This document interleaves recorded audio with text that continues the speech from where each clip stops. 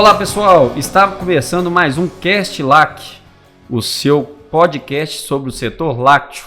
Hoje nós estamos com a Aida Mesquita e a gente vai falar de um assunto importantíssimo, como sempre, que é sobre qualidade de leite.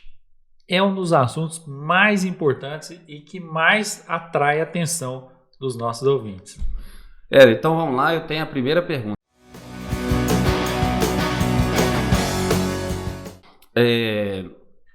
Qual seria o leite ideal para se fazer um queijo de qualidade? Né? Quais as características desse leite? Quais as particularidades que, no seu ponto de vista, você acha que o latim tem que levar em consideração para que tenha um produto de qualidade? Esse ponto que a gente trata de leite, ele tem duas vertentes muito importantes. Uma para qualidade e a segunda para rendimento.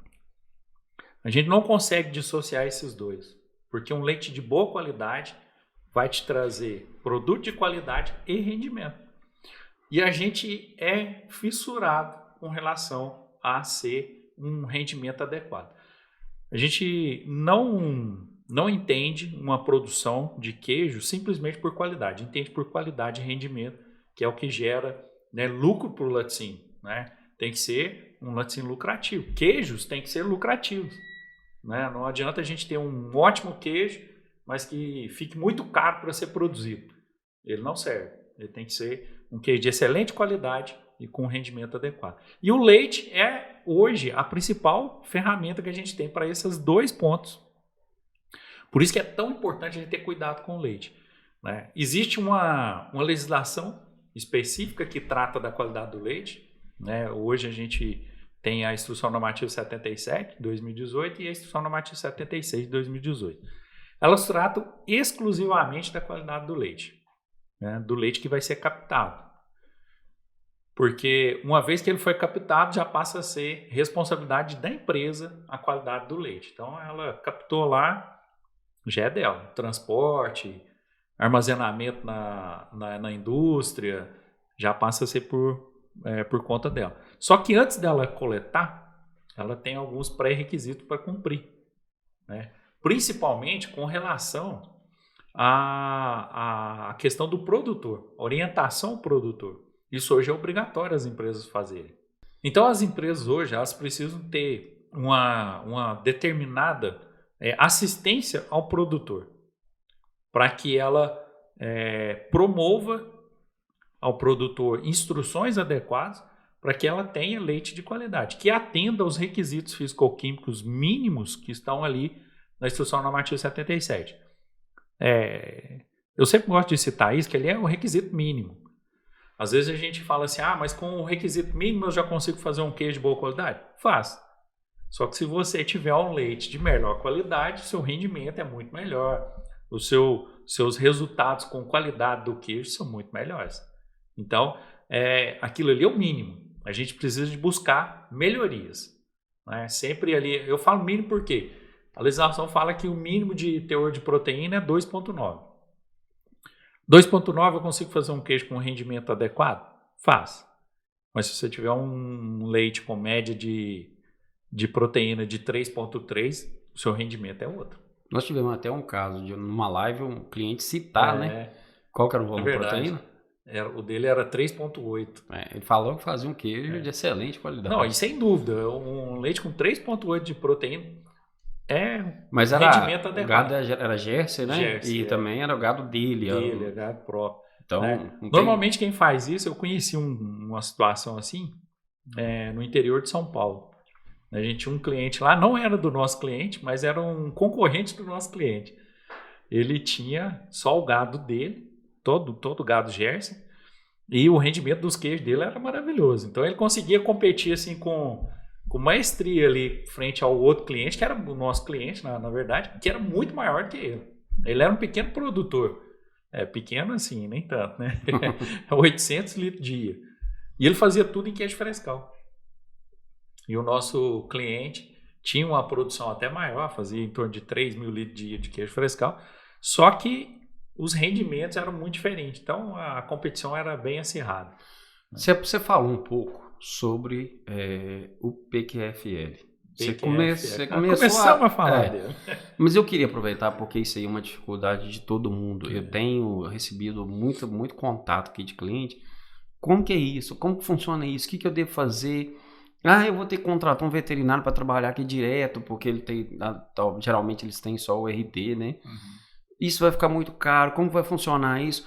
Eu queria que você falasse um pouco para a gente como que funciona esse programa, o que ele é, quais as exigências que ele tem e quais os benefícios de ter esse programa funcionando na prática. Bom, Wilson, essa questão do PQFL, ela é teoricamente recente, ela começou a ser cobrada desde 2018 com as instruções normativas 76 e 77. Elas trazem ali o que deve ser feito com relação ao PQFL. Primeiro vamos destrinchar a sigla, né? É Programa de Qualificação de Fornecedores de Leite. E o que a gente tem que conter? Isso é um programa descrito e implantado. Isso é importante o pessoal entender. Não é simplesmente a gente falar que tem. Tem que estar escrito tudo aquilo que a gente vai fazer dentro desse programa e implantar. Mas realmente tem um detalhe que o pessoal às vezes não entende. Quem é responsável pelo PQFL tem que ser um médico veterinário. É obrigatório? É obrigatório. O responsável pelo PQFL tem que ser um médico veterinário. Ele tem que ser responsável. Ele pode ser o RT da fábrica, pode ser um médico veterinário contratado só para esse trabalho. Ele não precisa estar ligado direto ao programa. Ele pode avaliar quem faz o programa é um e quem avalia pode ser ele. O que acontece? O programa, o médico veterinário ele é importante porque ele é o responsável por monitorar, fazer com que aquele programa tenha efetividade. Né? A empresa pode ter, por exemplo, o médico veterinário como responsável e ter um agente de captação, alguém que trabalha lá com um técnico agropecuário, que execute o serviço, sempre sob a orientação do médico veterinário. Isso a legislação deixa muito clara. Né? O PQFL tem que ter um médico veterinário como responsável. Né? Responsável pelo o que vai ser preparado para ser executado lá no produtor. E o que o PQFL trata? Ele trata de duas situações. A primeira, com relação aos resultados de análise mesmo, né? Qualidade do leite, teor de gordura, teor de proteína, contagem bacteriana, contagem de células somáticas. É um das vertentes ali do PQFL. Essas análises são aquelas análises que tem que ser enviada para o laboratório, por exemplo, aqui em Minas Gerais, o FMG, que o pessoal envia, né? O FMG e a Embrapa. Isso. Juiz de Fora. Então, seria essas análises que faz parte. Essas análises faz parte. Então, assim, elas têm que ser realizadas pelo menos uma vez por mês. É obrigatório. Obrigatório. Entendi. Pelo menos uma vez por mês de todos os produtores cadastrados lá na empresa. Essa é a primeira parte do PQFL. A outra parte do PQFL, ela trata das boas práticas agropecuárias, que é onde o pessoal mais negligencia e não entende que tem que ter isso lá no programa de qualificação. O que a gente trata em boas práticas? De tudo. Do manejo, a alimentação, a higienização dos utensílios lá de ordenha, de armazenamento do leite lá no tanque de expansão. Então essas boas práticas, elas descrevem tudo aquilo que o produtor deve ter em sua propriedade para produzir um leite de qualidade. E a empresa que é responsável por isso, né? É até um questionamento por parte das empresas, né? Mas eu vou ter que obrigar o produtor a saber quanto que uma vaca come? Vai ter que obrigar. Porque é assim que é determinado agora, né? As empresas enfrentam muita dificuldade para isso. Porque chega em determinado produtor, orienta para ele, tal animal aqui não tem condição, né? Ele não é um animal que produz o volume de leite necessário que cubra os custos para produzir o leite. Eu já vi empresa que fez esse comentário com o produtor falando, então não precisa pegar meu leite mais. É uma dificuldade que as empresas enfrentam. Mas é isso, só que ele vai ficar... esse produtor, ele não vai conseguir vender o leite, porque todo mundo vai ter que colocar isso, então...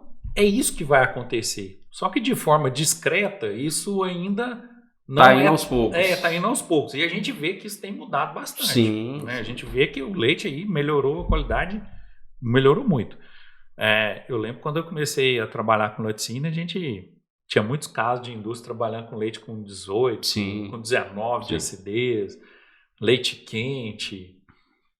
Hoje é raro a gente ver isso. Né? Os nossos Mudou clientes, muito. por exemplo, eu não vejo essa situação mais. É leite com 14 a 16 de acidez, raramente. Quando acontece alguma coisa, um problema de tanque, problema de energia, é um problema físico que não tem nada a ver com o produtor em si, com a operação. Então, de certa forma, já melhorou. Só que ainda o produtor precisa de ter essa situação. Por exemplo, tem um detalhe interessante no PQFL que trata da avaliação financeira da fazenda. Aí a gente tem muito problema. Porque assim, o produtor, a maioria dos pequenos produtores, né, que ainda não abriram a cabeça para isso, eles não sabem quanto que gastaram no decorrer de um mês e não sabem. Não, até que saber quanto que ele vai receber, ele sabe. Eu acho que é o único número que ele sabe, na verdade. O que importa na cabeça dele, né? Mas assim, ele não tem noção do custo.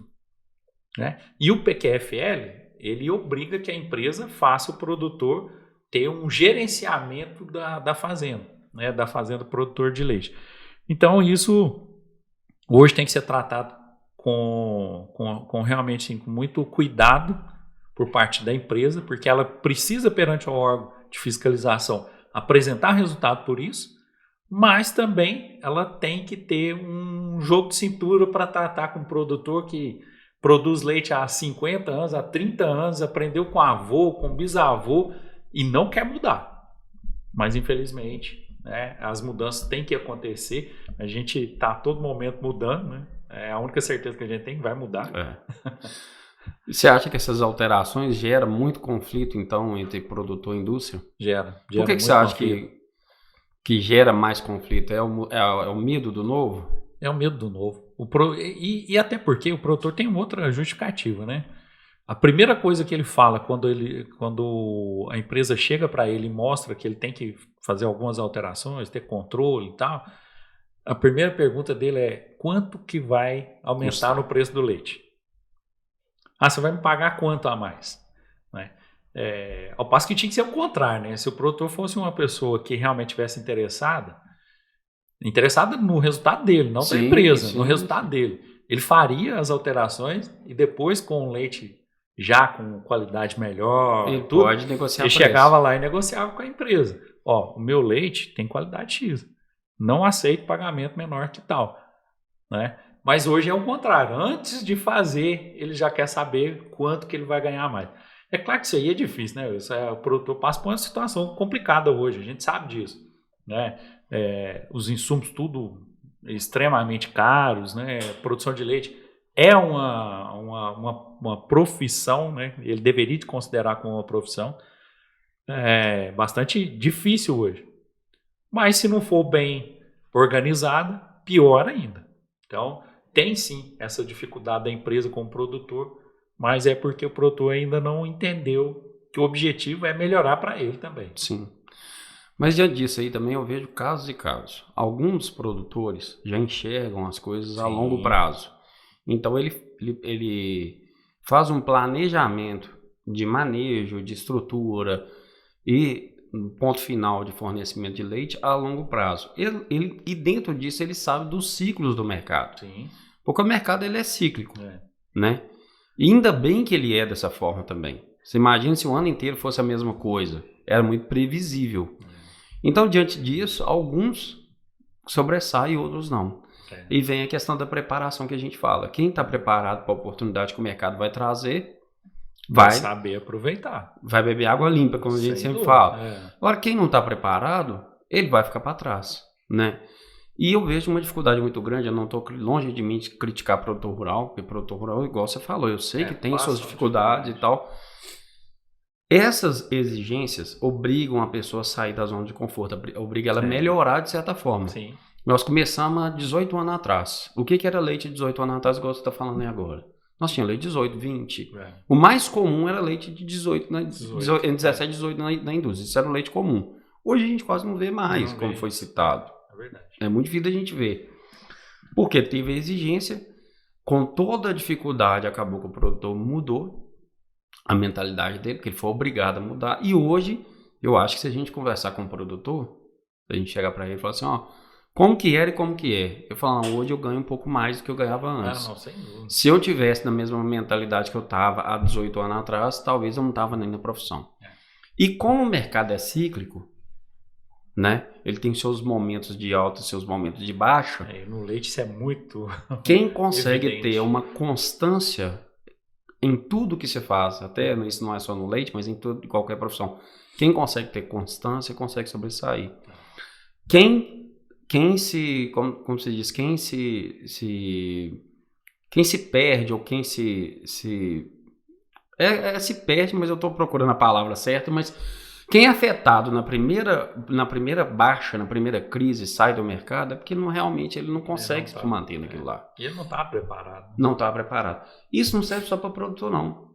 Em todas as Nas indústrias, eu vejo muito isso. Nós tivemos, a gente citou em outro podcast isso, mas a gente viu o início da pandemia.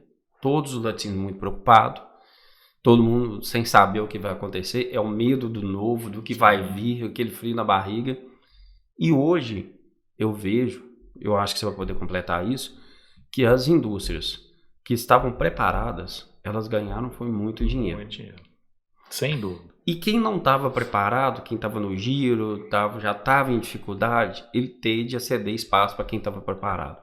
Eu falo que o dinheiro sempre muda de mão. Ele sempre muda de mão. O dinheiro está aí, mas ele vai mudar de mão. Às vezes, ele sempre vai para quem está mais preparado. Eu estou citando isso, pessoal, que é uma coisa importante de refletir. Eu e o Ed, a gente sempre está em constante contato com várias indústrias de porte diferente, de mentalidade diferente, e isso para a gente é muito claro. Principalmente quem está implantando um programa de autocontrole de maneira correta, quem está se preocupando com o programa de qualificação dos fornecedores de leite, igual o Eric citou aí agora, porque automaticamente, olha como que a gente tem que pensar no negócio por outro lado. Eu vou investir nisso, eu vou ter que pagar um veterinário, vou ter que pagar um técnico agrícola, não sei o quê. Mas você tem uma proteína do leite hoje, X. Se você investir e tiver uma proteína Y, vai te dar um rendimento maior lá. Muito maior. Automaticamente você não vai ter só rendimento, você vai ter mais qualidade de produto. Sem dúvida. Então esse investimento, talvez na ponta, ele é muito mais interessante do que a pessoa está mentalizando agora. Porque vai trazer um ganho futuro para ela. Muito. E um detalhe interessante nessa melhoria da qualidade do leite, quando a gente fala de rendimento, o que vale de verdade é proteína. Sim. Então, como que a empresa incentiva o produtor a produzir um leite com mais proteína? Paga por qualidade aquele nutriente que é mais importante para ela. Sim. Né? Se ela valoriza mais proteína, o produtor consegue enxergar que ele vai ter vantagem por produzir um leite com mais proteína, ele vai buscar alternativa. Né? Até uma conversa que eu tive com um veterinário, ele estava expressando essa dificuldade de melhoria do teor de proteína. Mas é como ele falou, possibilidade existe. Só que isso nunca foi cobrado, então ninguém faz. Vai lá produzir aquilo que o animal lá, qualquer animal consegue produzir. Mas ele mesmo falou, isso aí depende muito de alimentação, depende de genética do animal. Então, o produtor precisa estar atento, ele precisa buscar mais informações para que ele consiga ganhar mais também. Sim, e hoje a formação está muito acessível, né? Demais. A gente mesmo, com o trabalho que a gente está fazendo, a gente está trazendo muita informação. Sim. É o Castlac, é o Infolac diário. Gente, todo dia tem um informativo diário na plataforma do YouTube, no canal da Consulac, que traz os fatos relevantes do dia do setor lácteo específico, né? O Castlac, a gente sempre está abordando assunto que é de extrema relevância. Alguns podcasts, até uma indicação de alguns ouvintes nossos que eu queria que vocês falassem de determinado assunto, e a gente sempre está com a mente bem aberta e bem livre para falar de qualquer assunto. Verdade. Né? Então, assim, eu volto a falar que o conhecimento ele está disponível, basta querer aprender. É verdade. E na internet hoje o conhecimento é realmente amplamente difundido. Quem quiser qualquer assunto consegue achar informações.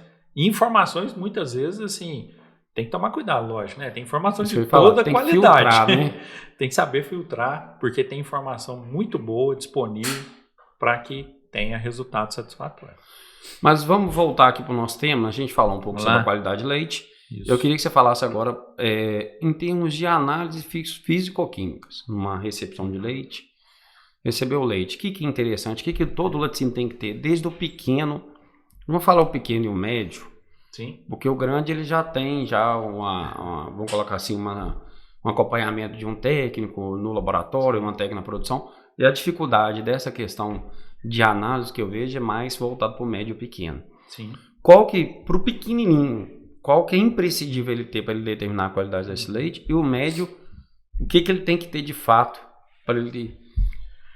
Olha só, a gente não precisa, né, tem que deixar bem claro para o pessoal, a indústria não precisa de ter um laboratório com equipamento ultramoderno para que ela tenha certeza da qualidade do leite dela. Né? A gente tem métodos de análise bem simples, né, que dependem muitas vezes de um espaço físico adequado, logicamente, mas que podem ser executados ali facilmente por uma pessoa treinada, né, e que já serve de subsídio para a empresa identificar se o leite dela está ou não na qualidade adequada.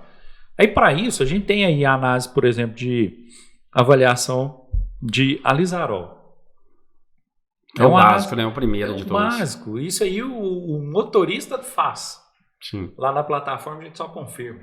Né? Mas quem faz é o motorista. E ele tem que ser muito bem treinado para isso. Porque lá, se ele chegou lá, fez a análise desse leite aqui, esse leite não apresentou grumos na análise de alizarol, né? Ele não deve nem coletar o leite. Só que ele tem que estar orientado para isso, né? Eu já vi muito motorista que faz análise de alizarol, mas não sabe se der grumo, se der amarelo, se der roxo, se der violeta. Ele não sabe o que é. Ele faz porque falaram para ele que tem que fazer a análise. Mas ele não sabe qual que é o resultado que vai permitir a coleta ou qual que é o resultado que vai proibir ele de coletar aquele leite. Então, essa informação é muito importante. Chegando na plataforma, a gente tem a outra informação, né, que tem relação aí com o alizarol, que é a acidez. Né? Isso é importantíssimo para o desenvolvimento dos processos. A gente saber a acidez que aquele leite chegou. É igual a gente falou, hoje basicamente você trabalha com leite com 14 a 16, na maioria das situações. É claro que tem situações, a legislação permite até 18, né? Mas vamos ser honestos, um leite com 18 já é um leite que hoje a gente já considera que está saindo mesmo do padrão. Já não é um leite dentro daquele aceitável, né? E junto com essas análises, a gente tem outras análises importantes, como determinação de densidade, né? Que ela é importante porque a gente determina ali, né, o extrato seco do leite. Isso é importantíssimo. Para a determinação de extrato seco, a gente precisa da análise de densidade e da análise de gordura. Aí já começa a entrar umas análises um pouco mais elaboradas. Teor de gordura do leite e crioscopia. Entendi. Que são indispensáveis. Isso aí não adianta a gente falar assim, mas não precisa, eu sou pequeno e tal. A primeira oportunidade tem um equipamento desse. Isso traz um resultado excepcional. Eu queria aproveitar e te perguntar um pouco te fazer uma pergunta com relação à acidez. Empresas de grande porte geralmente não aceitam, elas não aceitam leite de acidez. Uhum. É critério da empresa que ele seja 15 e 16. Sim. Passou de 15 e 16, mesmo que a legislação permita, eles não querem aceitar. É verdade. Só que é comum a gente ver alguns laticínios pequenos ou médios pegarem esse leite para utilizar na sua produção de queijo. Então, a empresa lá, X, não aceitou o leite, porque dentro do critério dela de acidez estava 15, 16, ela não quer esse leite. Então, esse leite é revendido, vamos colocar assim, não pela empresa grande, mas às vezes pelo fornecedor, para a empresa de pequeno e médio porte. Você acha que a empresa de pequeno e médio porte ela está fazendo uma vantagem em pegar esse leite porque ela pega no valor mais barato ou no produto final isso vai gerar uma consequência Ou de fato realmente é vantagem? Não, não é vantagem. Isso aí é certeza que não é vantagem. Só que existe uma situação que não é avaliada. Por isso que o pessoal pega. Sim. Né? Inicialmente, a primeira avaliação é aquela. Eu pago R$2 no litro. Ele vai me vender R$1,80. Não, vale a pena demais. Vale a pena demais. Né? Quando a gente faz essa comparação só do volume, do preço, né? Realmente é um leite 10% mais barato. Quem vai vantajosíssimo. Quem vai falar que não vale a pena, né? Sim. Só que aí vem os detalhes. Por que esse leite está com acidez mais alta? Né? Não foi porque saiu da vaca lá com acidez tão elevada e é natural, raramente isso acontece. Né? Normalmente ele está com acidez mais alta porque desde o momento da ordenha ele já foi trabalhado de maneira inadequada. Com certeza, né, contaminando ali, que seja no momento da ordenha, que seja no momento da transferência para o tanque de expansão, que seja na conservação do leite lá no tanque de expansão. Aí o que acontece? Uma vez que contaminou, normalmente aí são várias bactérias patogênicas que podem contaminar o leite ali desde a ordenha, né? Saindo ali da teta do animal. E a partir desse momento, elas começam a se desenvolver. Para essas bactérias se desenvolverem, elas utilizam a lactose do leite. Vai degradando a lactose. Até aí tudo bem, a gente não usa muita lactose ali na produção, né? A gente vai só fermentar um pouco aí dependendo do tipo de queijo e depois não tem tanta função. Mas o problema não é esse. É que elas degradam a lactose para se desenvolverem, né? Precisa desse nutriente para se desenvolver. E com isso, elas produzem também ácido lático. Esse ácido lático a gente identifica lá. A acidez está com 18. Né? Não vou receber, mas vende para outra empresa. Aí a gente pensa, mas só ácido lático? Ah, isso aí dá para contornar, porque dá para fazer queijo, um leite com 18 aí dá para fazer queijo. O problema é que junto com o ácido lático produzido, foram produzidos outros componentes. Esses outros componentes, sim, são o maior problema que a gente tem. São produzidos aí, durante o desenvolvimento dessas bactérias, a gente tem produção de alguns tipos de lipase, alguns tipos de protease, que são responsáveis para depois, lá no final do processo, fazer totalmente a diferença para a produção. E, além de prejudicar a qualidade, eles tendem a prejudicar também o rendimento. Aí é que não fica claro para o pessoal o problema que acontece com relação a pegar um leite que é mais barato. Consequentemente, seu rendimento é menor. Isso é claríssimo, porque essas enzimas produzidas, elas já vão degradando ali a proteína, e quando você vai fazer a coagulação do leite, sua proteína já é de baixa qualidade. Né? Então, já vai ter menos queijos ali produzidos com o mesmo volume de leite. Isso porque essas proteínas vão degradando, essas enzimas vão degradando aí essa proteína, e o que vai acontecer é que no soro a gente vai ter uma quantidade muito grande de finos. Normalmente a gente perde nutrientes para o soro. Ou seja, a cifra de transição, aquilo que a gente tem no leite, a gente não consegue transferir de forma adequada para o queijo e fica no soro. Né? Então, o soro, a maioria das vezes a gente até falou de aproveitamento do soro, mas ele não precisa para reaproveitar o soro não precisa de ter 0,8% de gordura. Né? Não precisa de ter 2% de proteína. Então, é uma perda que muitas vezes não é mensurada. E como a maioria das empresas faz avaliação de rendimento, às vezes num montante, no mês eu recebi 200 mil litros de leite, produzi 20 mil quilos de queijo. Então meu rendimento é 10. Só que dentro desse rendimento 10, isso é uma média. Teve dia de ele produzir 9, teve dia de ele produzir 14. Sim. Esse dia que ele produziu 14, ele não pode entender que a média deu 10, então não tem problema. Tem problema sim, é nesse dia que está o prejuízo dele. É nesse dia que ele tem que olhar com mais atenção. Isso. Aí muitas vezes é o leite barato que comprou. Será que os 10% pagam o prejuízo? Muitas vezes não paga. Muitas vezes não paga. Porque realmente ele consome uma quantidade de leite muito maior para produzir 1 quilo de queijo a mais. E a primeira pergunta que eu acho que uma indústria que está querendo comprar esse leite deve fazer é por que, que a outra não está querendo ficar com esse leite? Não é à toa, não. Porque ninguém quer perder dinheiro. Ó, quando a empresa realmente não aceita um leite porque ele extrapolou o valor máximo que ela permite de acidez, não é à toa. Eles sabem claramente que aquele leite vai ser prejudicial para eles. Né? É prejuízo. É prejuízo. Não é à toa que eles vão receber. E aí a gente entra também com a outra situação muito infeliz que a gente vê, que é com relação a resíduos de antibiótico. Ia perguntar agora a importância dessa análise e o que isso pode acarretar para a empresa. Importante demais, porque assim, o que é um antibiótico? Né? O antibiótico é um produto para evitar o desenvolvimento de bactérias, na maioria das vezes, bactérias, vírus, algum tipo de micro-organismo que provoca infecção. Só que uma vez tendo resíduo no leite, a gente vai produzir um queijo maturado, que vão colocar fermento, que são bactérias. O antibiótico vai matar essas bactérias.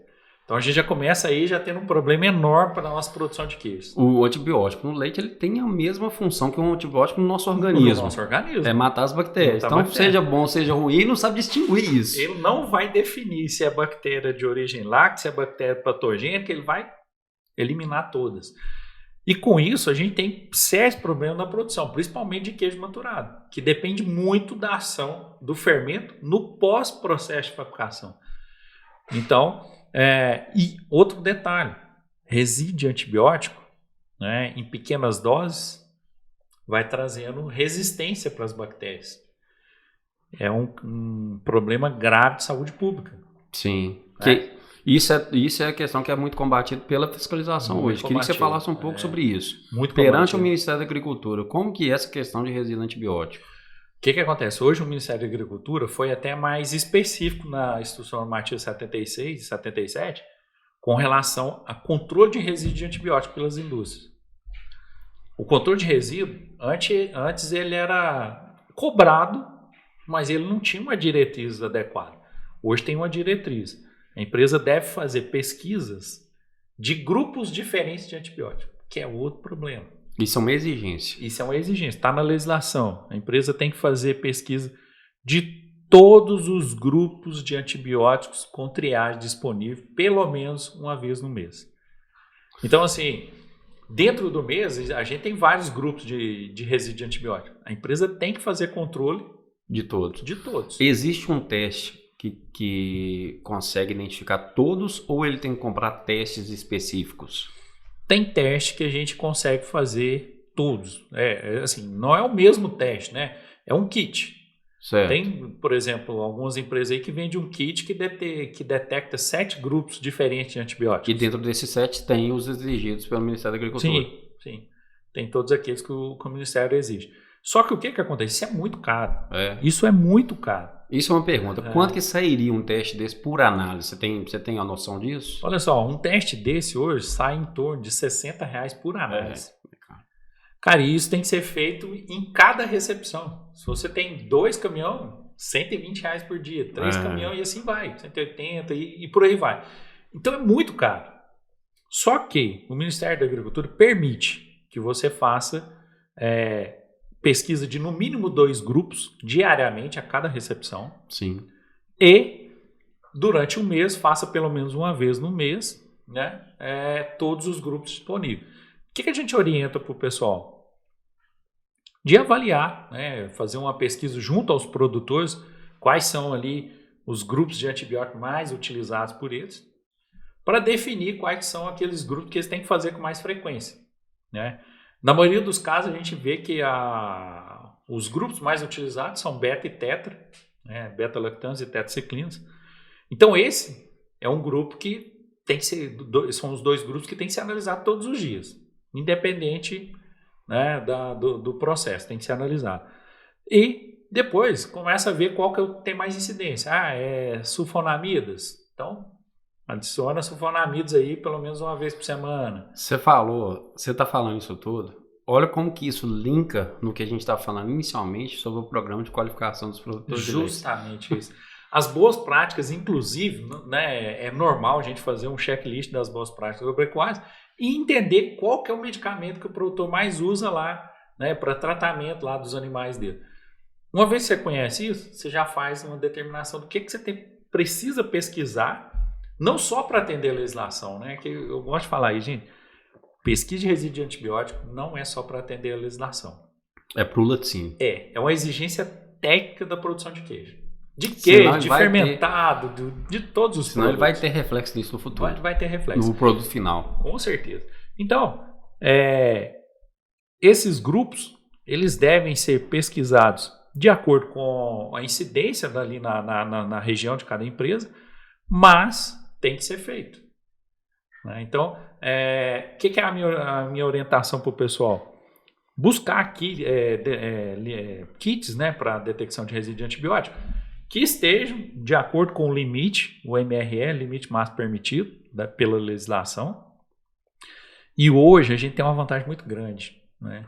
O número de fornecedores desses kits aumentou muito. Então está mais fácil de comprar e mais competitivo. Muito mais competitivo. Né?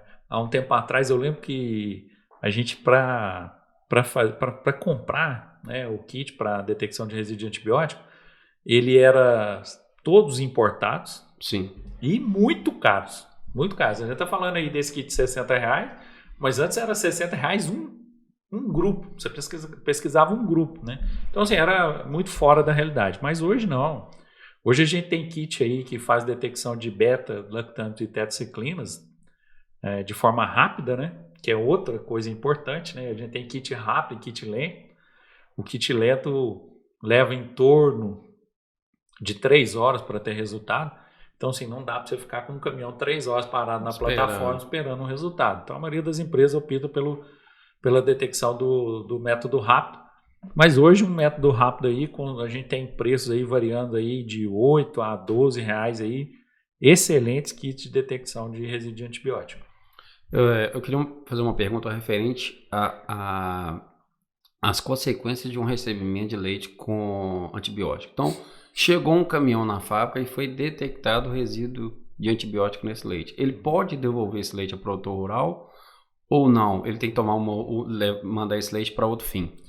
O que acontece? A legislação não permite de forma alguma que esse leite saia da indústria que está fazendo o recebimento para algum tipo de utilização diferente.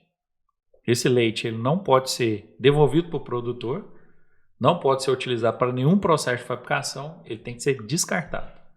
Né? Aí o descarte é uma complicação tremenda. Ele não pode descartar isso no ambiente também. Não, o descarte não é simplesmente jogar no ralo ali, abrir e jogar fora, não. Né? Mesmo que a empresa tenha uma estação de tratamento de efluente. Isso é importante a gente ressaltar. Né? Que eu já vi o pessoal falar assim, não, eu vou descartar aqui no ralo aqui que eu tenho tratamento de efluente. Infelizmente, para tratar esse resíduo, ele não vai conseguir tratar. Né? Não pode. Vai descaracterizar completamente o tratamento que ele vai tentar fazer. O correto seria entrar em contato com a empresa que faz descarte de resíduos e essa empresa fazer a coleta desse leite. Né? Esse leite tem que ser levado simplesmente para isso. Qual que é o descarte? Né? Na maioria dos casos, o que a gente vê? É um descarte para fazer compostagem, né? Ou incineração. É os mais comuns. Mas desde que a empresa tenha, né, respaldo para isso é importante. Não é qualquer empresa que pode fazer esse tipo de descarte. Ou seja, o laticínio ele tem que ter um registro de que isso foi feito. Ele tem que registrar que foi identificado o resíduo, para onde que foi enviado esse produto com resíduo. E, além de tudo, tem que fazer um rastreamento para saber qual que foi a fonte, né? Qual o leite ali daqueles fornecedores que estavam naquele caminhão especificamente, naquela carreta especificamente, que são o foco do resíduo de antibiótico. Então tem que fazer ali toda uma rastreabilidade, fazer a análise individual, né? Daí a importância de coletar amostras individuais de cada ponto de coleta todos os dias e conservar elas na temperatura adequada e assim identificar qual foi a causa. Identificou o produtor que foi a causa, o leite dele só pode ser coletado de novo se apresentar resultado negativo. Aí ele tem que ser afastado ele tem que ser indústria suspensa a coleta dele até a identificação. É claro que assim, aí varia muito, né?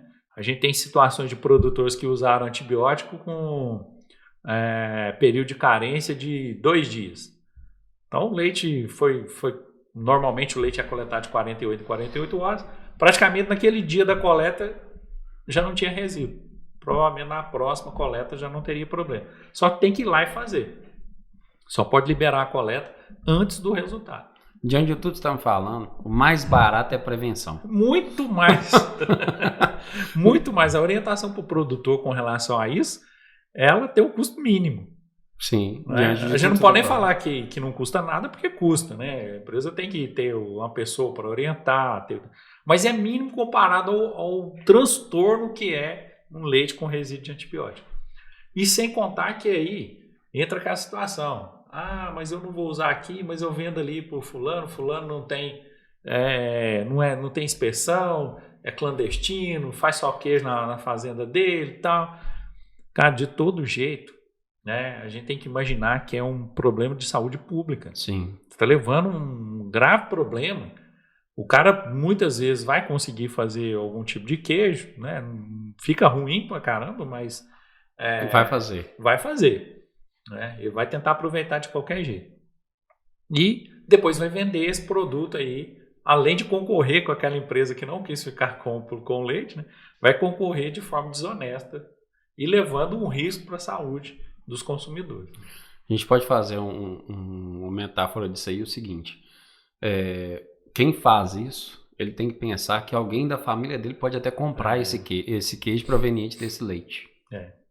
É bem provável. Porque tem muita gente que gosta do queijo lá feito na roça, que é um queijo geralmente muito fresco. Então ele tem que pensar que pode acontecer isso. Se ele pensar dessa forma, ele vai pensar 2 vezes antes de mandar para lá. Não serve para mim, não deveria de servir para ninguém. Exatamente. Você falou tudo aí agora. É a verdade. Chegando, então, entendemos um pouco sobre legislação, um pouco sobre análise de leite. Eu quero falar um pouco sobre o recebimento de leite ali na plataforma. Tem uma exigência do Ministério da Agricultura sobre a chegada desse leite, ele ser resfriado imediatamente antes da estocagem do leite. Eu queria entender de você por que desse processo, por que é uma exigência, porque a gente tem muito questionamento. Por que eu não posso ter um tanto de expansão na minha plataforma para receber? Por que eu tenho que investir num banco de gelo, num chiller e numa placa de fluxo? É um investimento muito alto. Explica um pouco sobre isso para a gente. Na verdade, o que acontece? Uma das alternativas que a gente tem para a gente tentar manter a qualidade daquele leite que foi coletado lá na fazenda é justamente trabalhar a temperatura. Tanto que lá na fazenda, o leite tem que ser coletado no máximo a 4 graus Celsius. Quando é leite cru refrigerado.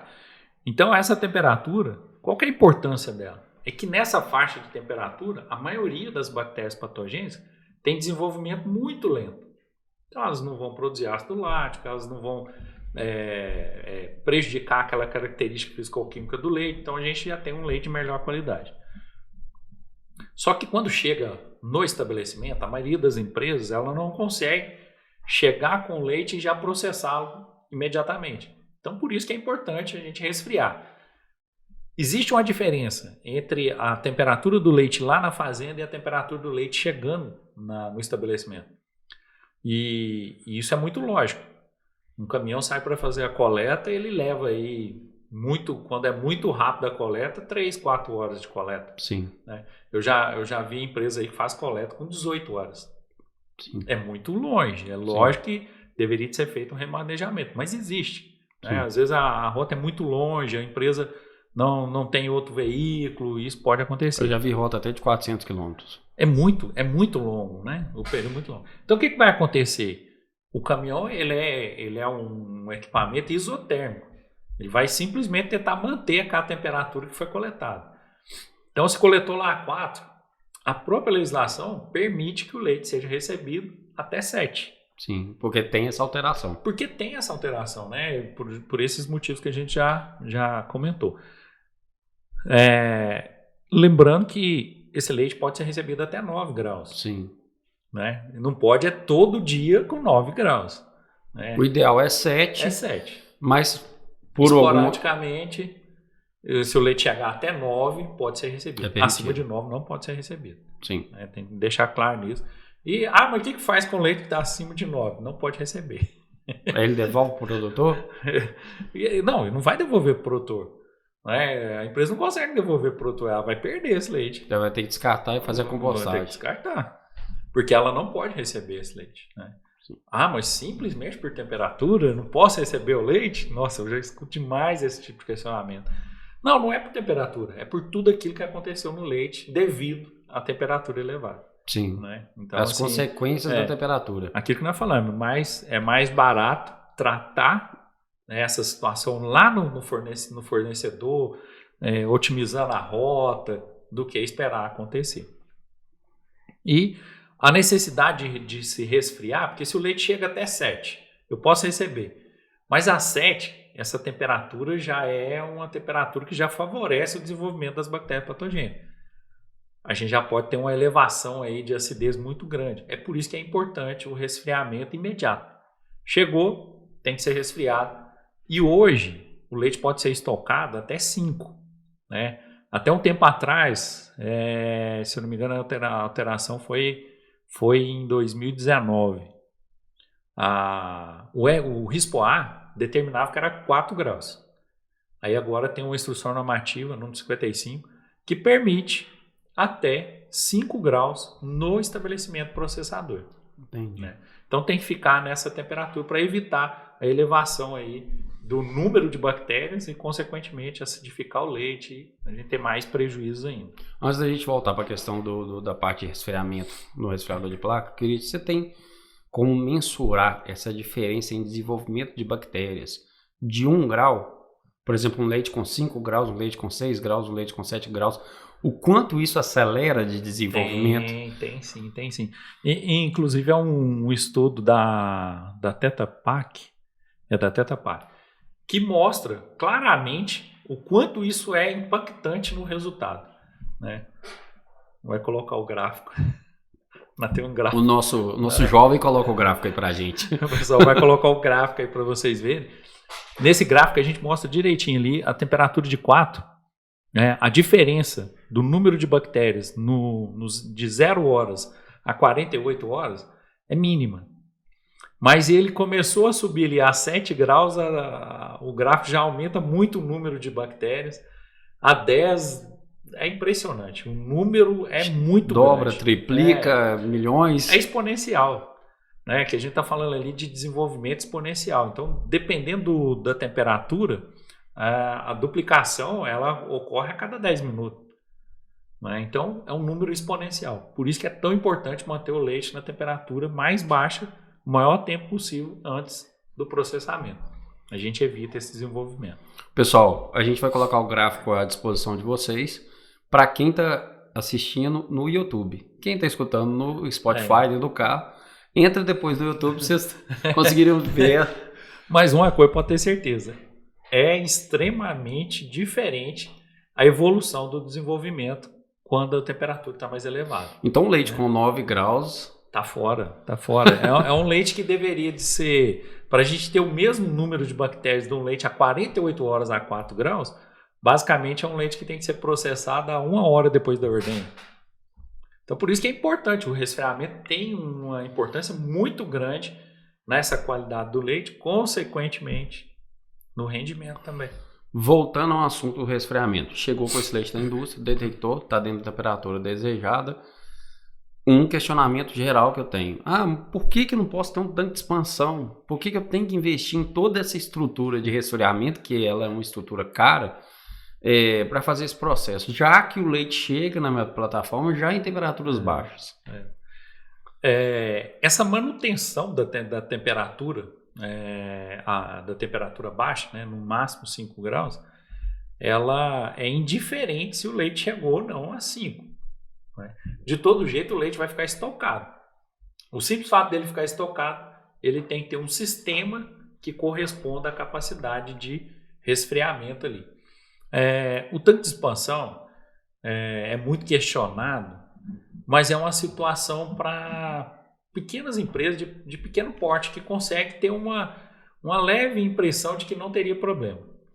Mas vamos supor, uma empresa que recebe 50 mil litros dia, quantos tanques de expansão ela deveria de ter na plataforma para resfriar esse leite? Mas mesmo assim, e o pequeno? É inviável. Aí já são situações da legislação. A legislação ela foi criada tanto para pequenas quanto para grandes empresas. Mas tem aquela questão também que o tanque de expansão ele demora um certo tempo para resfriar. Demora. Quanto tempo que um tanque de expansão vai demorar para resfriar 5 mil litros de leite? Na verdade, qualquer tanque hoje, independente do volume, ele tem uma legislação que ele deve atender. Não, eu falo tanque de expansão na indústria.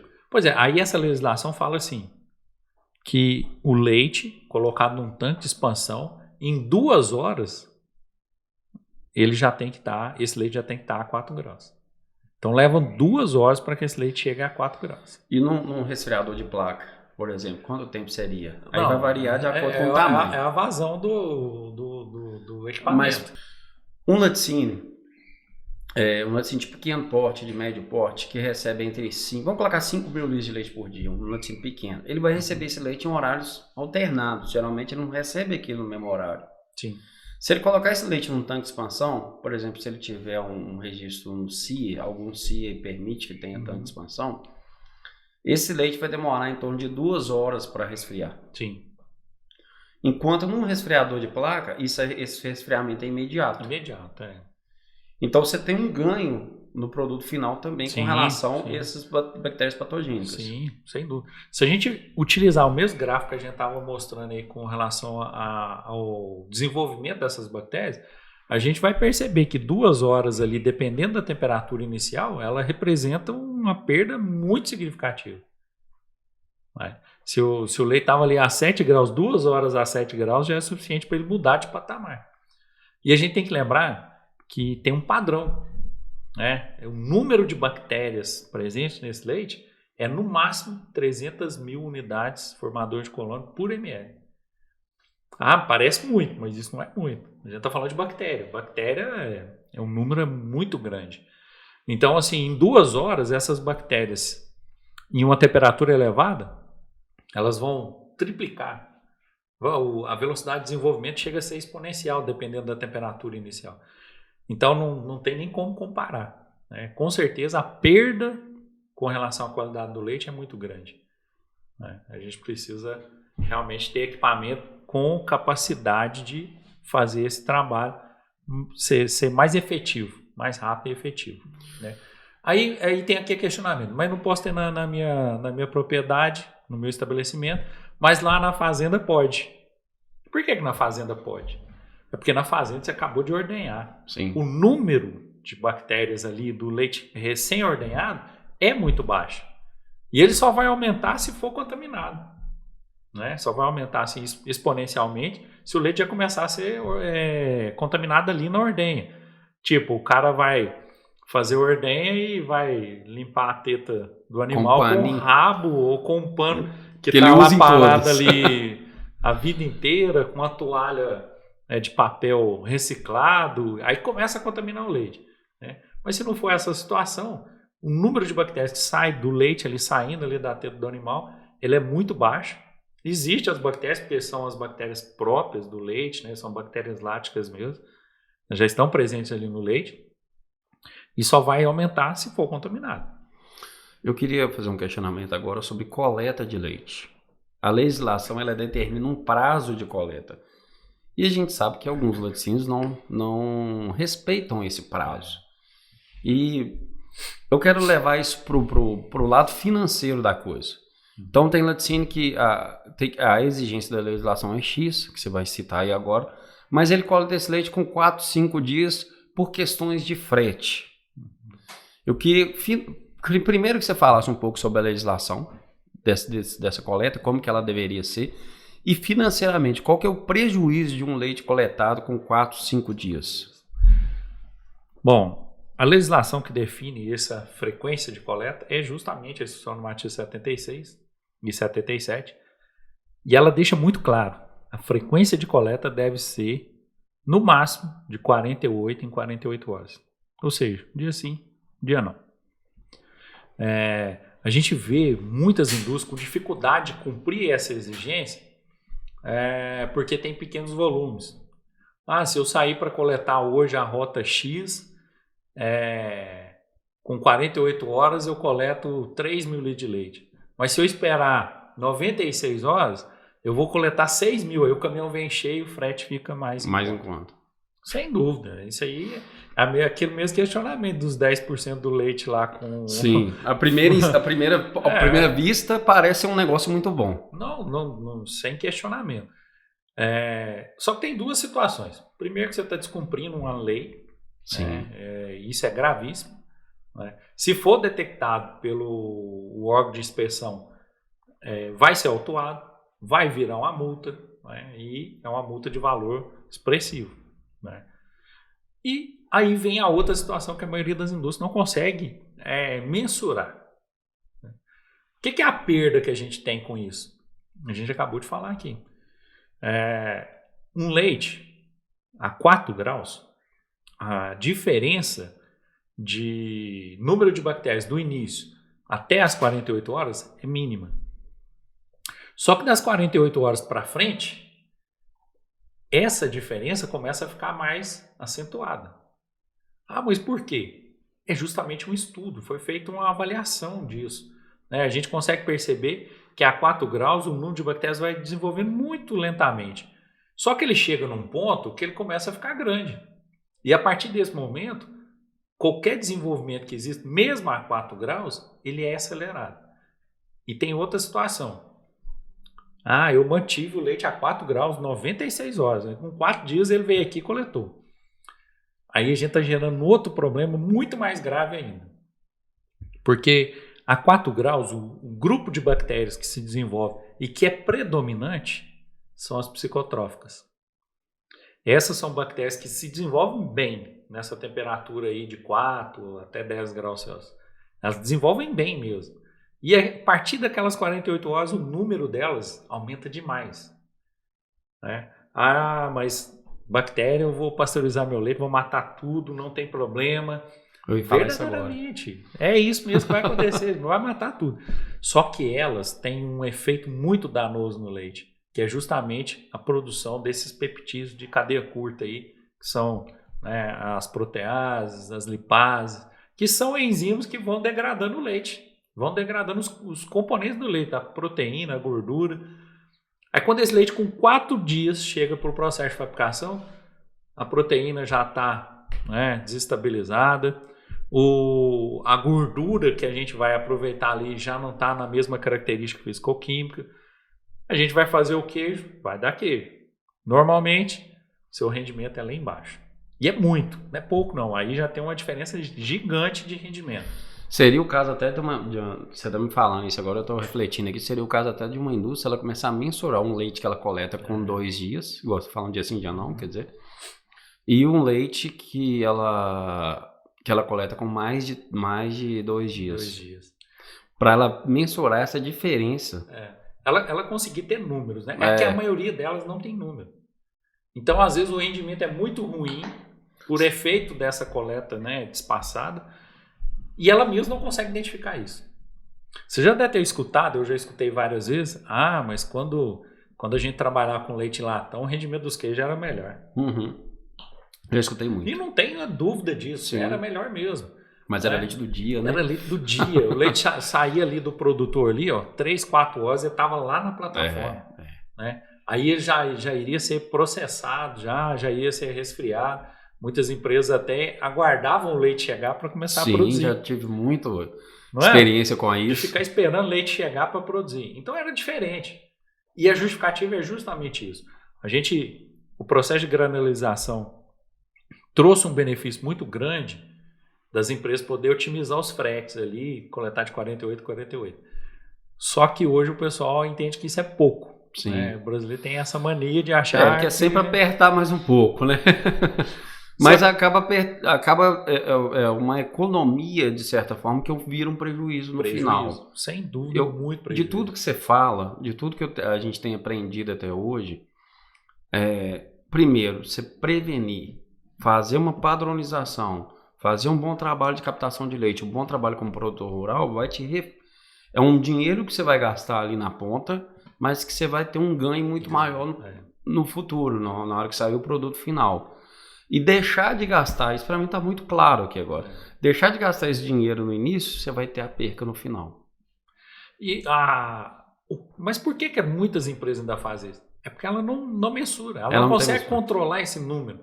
Se a gente perguntar hoje, para quem coleta leite de 4 em 4 dias, ele vai te falar que é vantajoso. Sim. Vantajoso do ponto de vista que o frete é mais barato. Mas ele não consegue enxergar que o produto que ele vai obter com esse volume de leite é uma quantidade menor e uma qualidade pior. É isso que ele precisa de avaliar para ter certeza se vale a pena ou não. Sem contar que já está fora do que a legislação permite. E outra coisa que eu queria aproveitar, lembrando uma conversa que a gente teve, é que se for lá, a pasteurização ela vai eliminar 99,9% das bactérias. Sim. Só que depende da carga que ela vai chegar. Carga. Sim. Então um leite de 2 dias tem uma carga. Ela vai eliminar 99,9%. Isso. Mas um leite de 4 dias tem uma carga completamente diferente. Ele vai continuar eliminando 99,9%. E isso é proporcional realmente. A eficiência do pasteurizador é proporcional. É proporcional àquilo que recebeu. Sim. E isso é tão claro que uma indústria uma vez me questionou assim, eu faço leite pasteurizado, mas o meu leite não dura 3 dias no mercado. E o do meu concorrente dura 7. Aí ele faz alguma coisa, ele coloca algum tipo de produto e tudo. Cara, não coloca nada. A diferença não é a qualidade do leite. Não é isso, é a qualidade que o cara tem do leite dele é boa. Ou seja, chegou, o leite tem um número de bactérias muito pequeno, pasteuriza, esse número é mínimo ali ao final da pasteurização. Suficiente para que o leite dele, com 7 dias, mesmo elevando o número de bactérias, aí já não são patogênicas, bactérias próprias do leite, né? Elas não chegam a fazer com que o leite saia daquela condição de consumo. Ao passo que o outro já começa com um número muito alto, pasteuriza adequadamente, mas no final da pasteurização o número ainda continua alto. Suficiente para com 3 dias o leite já está em condição inadequada de consumo. Então isso é muito claro, né? Deixa claro que assim, o tempo entre a ordem e a coleta ele tem que ser o mínimo possível. O conhecimento técnico de tudo isso é um valor imensurável, porque eu acho que tem muita gente que está escutando a gente agora e nunca tinha pensado por esse lado, de tudo que você está falando agora. Então isso faz a pessoa refletir nas percas que ela está tendo na indústria. Ela provavelmente vai ter muita gente linkando, eu faço isso na minha indústria, então eu vou começar a olhar de certa forma aquele ponto, justamente para mim tentar cercar os possíveis prejuízos que eu vou ter na indústria. Sem dúvida. Tem que ter alternativa, né? Não dá para a gente simplesmente falar assim, não, é impossível coletar de 48 e 48. Porque eu já escutei essa história. Sim. Mas sempre tem uma alternativa. Né? Possível sempre é, né? Sempre tem. Eu acho que não tem nada impossível. Né? Se alguém faz porque tem laticínios que faz, qualquer outro tem possibilidade de fazer. Basta ele padronizar a sua coleta. É isso aí. Quando eu falo padronização, basta que ele tenha regulamentado a forma de trabalhar dele. Ele tenha estipulado. Isso é um trabalho muito grande, não é fácil. É uma mudança, sim, principalmente uma mudança de mentalidade, né? Eu acho que também entra na questão de viés de tentar confirmar com que o que faz é certo. Que aí a gente escuta muito, o que eu faço aqui é o que é certo, ou o que dá para fazer, ou eu sempre fiz assim. Será que é o correto? Será que é isso que eu tenho que fazer mesmo? Ou será que tem alguma coisa melhor? Eu falo que a gente tem sempre que se questionar com relação às coisas. E principalmente se tratando desse assunto todo que a gente colocou aqui agora. Porque ficou muito claro, eu acho que tem muita gente avaliando agora que está tomando um prejuízo, sim, comprando um leite de 17 graus de acidez. Coletando leite com 4, 5 dias, 6 dias, que eu já vi até 6 dias. Já vi essa situação ocorrendo. Então, assim, isso sem dúvida é de extrema importância. Eu acho que todo dono do laticínio tem que avaliar isso. Se ele quer ter um produto de qualidade lá na ponta. E o que vai fazer ele ter um valor maior no produto é justamente a qualidade. Não adianta você ter volume. Você pode ter o volume que for. Se o seu produto for o produto C, você não vai concorrer com B e com A. Não. Eu acho que eu já comentei isso uma vez. Eu fui num depósito em São Paulo. Isso para mim ficou claríssimo. Cheguei no depósito em São Paulo, um depósito muito grande, uma câmara muito grande. E era uma distribuidora. E aí eu questionei sobre mussarela. Falei, com quantas marcas de mussarela você trabalha? Ele falou, eu trabalho com 15 marcas. Por que 15 marcas? Falei, porque eu tenho de todo preço. Na época, a mussarela custava, se eu não me engano, o preço médio de mussarela era R$18 nessa época. Então ele falou comigo assim, eu tenho mussarela de 23, eu tenho mussarela de 22, 21, 20, 19, 18. Eu tenho uma aqui, ó, que eu vendo até de R$16,50. E o preço médio era 18, eu vendo 16, R$16,50. Então, aí eu questionei, mas por que essa diferença toda? Ele falou, porque tem pizzarias que me exigem essa mussarela. Ele quer trabalhar com essa. Porque ela derrete melhor, porque ela fatia melhor, porque ela tem um padrão de qualidade. Ele trabalha na pizzaria, eu trabalho com essa pizzaria há 5 anos e a mussarela nunca alterou o padrão de qualidade. E tem essa aqui que às vezes derrete, às vezes fatia. Mas é mais barato. Às vezes tem um sabor, às vezes tem outro. Então eu não vejo outra forma de ter resultado na empresa que não seja por qualidade e padronização de produto. É isso, a gente tá falando aí de 16,50. Vamos colocar pela média de 18. É um valor muito expressivo por quilo de queijo. Sem dúvida. Muito expressivo. E em queijo, se tratando de 5 a 10 centavos, já é um volume grande. Você imagina a diferença de R$1, 50 centavos. Então isso aí traz um prejuízo muito grande. E isso é um questionamento que eu tenho em geral. Os laticínios me questionam muito isso. Por que fulano consegue vender a mussarela dele e eu não consigo vender a minha? Eu acho que é muito simples. Se você colocar uma mussarela do lado da outra, a resposta está clara. Imagine se comer. Aí vai ficar evidente. Não, vamos melhorar. Imagine se for para fatiador. Fatiar, colocar na pizza para derreter.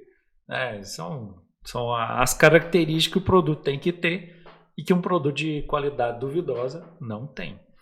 Então, pessoal, se eu pudesse deixar uma mensagem para todos os laticínios que estão escutando a gente agora, se preocupe com a qualidade da sua matéria-prima. Reflita sobre as cobranças do Ministério da Agricultura. O que isso está trazendo para o seu laticínio? Que é o que eu falo, que são nos momentos nesses momentos de mudança é que o laticínio pode sobressair ou até quebrar.